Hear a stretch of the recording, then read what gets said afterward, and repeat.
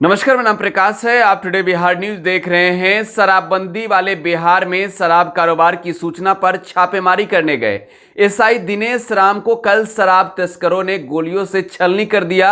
शराब तस्करों के मंसूबे को तो कामयाब नहीं होने दिया दिनेश राम ने, लेकिन सवाल उठ रहे हैं कि बिहार में जहां पूर्ण शराबबंदी है वहां शराब तस्कर इतने बेखौफ कैसे हो गए। बिहार की सियासत गरमाई हुई है। आज चिराग पासवान पटना पहुंचे हैं। चिराग पासवान ने इसको लेकर बिहार की नीतीश सरकार से सवाल पूछा है और साथ ही चिराग पासवान ने बड़ा हमला बोला है नीतीश कुमार पर। जरा सबसे पहले आप सुनिए पटना एयरपोर्ट पर किस तरीके से गुस्से में दिखे चिराग पासवान बिहार में बढ़ते आपराधिक घटनाओं को लेकर। ठीक है, उस पर हम क्या बोले, आप ही लोग रोज ही बता रहे हैं, हम तो शुरू से ये बोलते ही आए हैं। चुनाव में जब मैं ये बोलता था कि लॉ एंड ऑर्डर पूरी तरीके से चरमरा गया है, किन किन विषयों को मैंने उठाया था चुनाव के दौरान। मैंने यही बोला था कि किस तरीके से कानून व्यवस्था पूरी तरीके से मौजूदा मुख्यमंत्री, क्योंकि उस वक्त भी चुनाव से पूर्व भी हमारे मुख्यमंत्री हमारे प्रदेश के गृह मंत्री थे, उस वक्त भी हत्याओं का सिलसिला इसी तरीके से चल रहा था। और आज मुझे बताइए ना कि किसी भी नेशनल चैनल पे या आप सबके पोर्टल्स पे आए दिन अगर बिहार की सुर्खियां कोई खबर बनती है तो किस बात की बनती है? इसी बात की बनती है कि यहाँ पे हत्या हुई, वहाँ पे हत्या हुई। दरोगा तक, मतलब जिनके हाथों में प्रदेश की सुरक्षा की कमान है, अगर वही लोग सुरक्षित नहीं है तो इसकी जिम्मेदारी किसकी है? मैं बोलता हूं तो लोग कहते हैं कि भैया ये मुख्यमंत्री के खिलाफ है इसीलिए सवाल उठा रहे हैं। मैं किसी के खिलाफ नहीं हूं, मैं किसी व्यक्ति के खिलाफ नहीं हूं, पर संजोग है कि हमारे मुख्यमंत्री हमारे प्रदेश के गृह मंत्री हैं।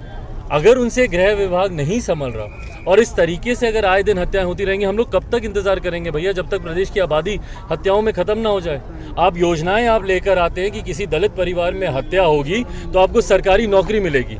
उस वक्त भी हम लोगों ने इस प्रश्न को उठाया था कि कहीं ना कहीं इससे अपराध को बढ़ावा मिलेगा। और आज आप देख रहे हैं किस तरीके से आए दिन दलित परिवारों में भी हत्याएं हो रही हैं। और उसके बाद जो आपने घोषणा की थी, जो चुनावी झुंझुना आपने दिखाया था कि उसके बाद आप सरकारी नौकरी देंगे, कोई एक परिवार मुझे दिखा दीजिए जिसको नौकरी मिली हो। एक परिवार आप बताइए ना जहाँ पे दलित की हत्या हुई हो, उनके आश्रितों को सरकारी नौकरी का लाभ मिला हो। और जब उसके बाद जब आप शासन के लोगों से पूछें, प्रशासन के लोगों से पूछें तो कहा जाता है कि भैया इस पर कोई नोटिफिकेशन ही नहीं आया। तो एक तरफ हत्याएं आए दिन होती जा रही हैं और यही तमाम वो विषय जो मैंने चुनाव में उठाए थे। भ्रष्टाचार का विषय मैंने चुनाव के दौरान मैंने उठाया था। इस बार का आप बजट देख लीजिए, जिस तरीके से 7 निश्चय पार्ट 2 को में बढ़ाकर राशि उसमें देने का उसमें घोषणा की गई है।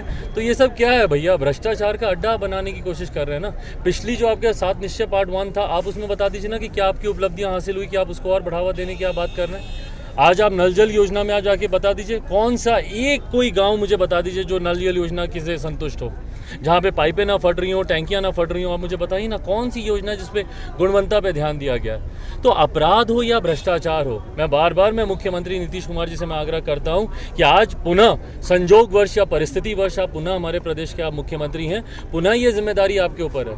भ्रष्टाचार को नियंत्रित कीजिए, अपराध को नियंत्रित कीजिए। अल्पसंख्यक को जो है पैसे कम आवंटित किए गए हैं बजट में, क्या कह सकते हैं इसको, सरकार का रवैया कैसा है दलित और अल्पसंख्यकों को लेकर के? देखिए, मुख्यमंत्री खैर दलितों के हितैषी तो मुख्यमंत्री खैर कभी रहे नहीं है।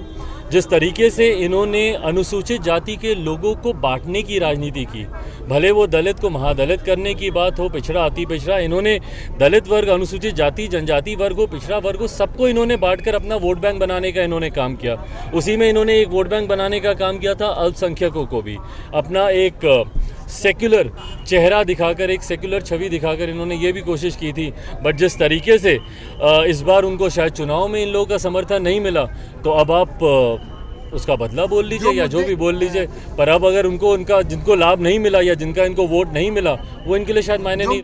तो सीतामढ़ी में दिन दहाड़े दारोगा को छलनी कर दिया गया शराब तस्करों के द्वारा, और इसके बाद किस तरीके से सियासत गरमाई हुई हो तस्वीरें तो हम आपको दिखा ही रहे, लेकिन किस तरीके से एनडीए अलायंस के हिस्सा लोक जनशक्ति पार्टी के सुप्रीमो चिराग पासवान गुस्से में हैं बिहार के मुख्यमंत्री नीतीश कुमार से, आपने सुना। फिलहाल आप टुडे बिहार न्यूज के साथ बने रहें। धन्यवाद।